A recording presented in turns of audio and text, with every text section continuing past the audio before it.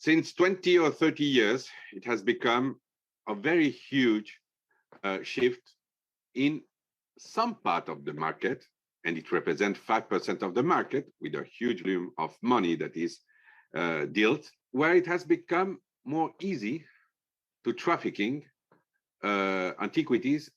Many of them are World Heritage Sites, and there is a lot that we don't know. And the reason is very specific. All these sites that are not yet discovered or are in process to be researched are not inscribed anywhere. So it's antiquities that we didn't know.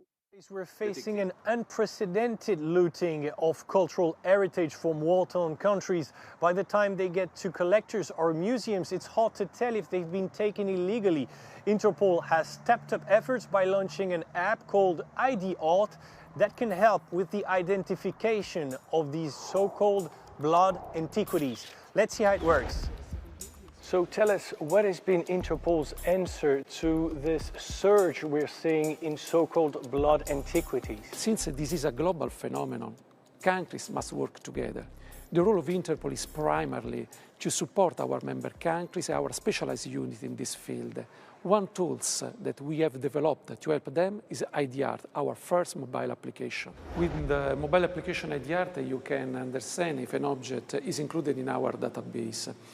If the object appears, it means the object was stolen. And the most special thing that a red button will allow you to report to Interpol the item found. ID Art is an application that is a perfect tool for police officers, customer officials, art dealers, general public, or artists, among others.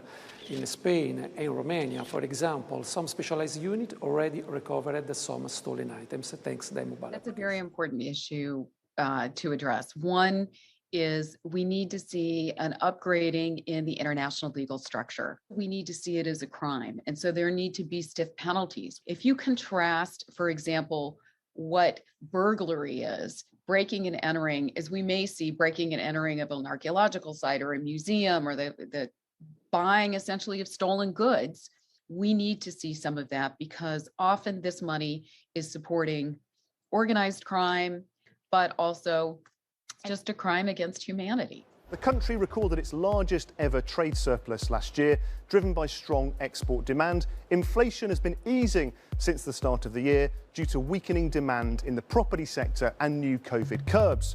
Cooling inflation will give the central bank more room to ease policy to support the economy. In countries or OPEC releases its monthly oil report, the cartel has said it expects the world to need 28.9 million barrels per day from its members this year. ASOS is out with its earnings for the first quarter. The firm has been on a robust earnings run, but warned that profit could slump by more than 40% this year. ASOS is also expected to feel a pinch from consumers returning to malls.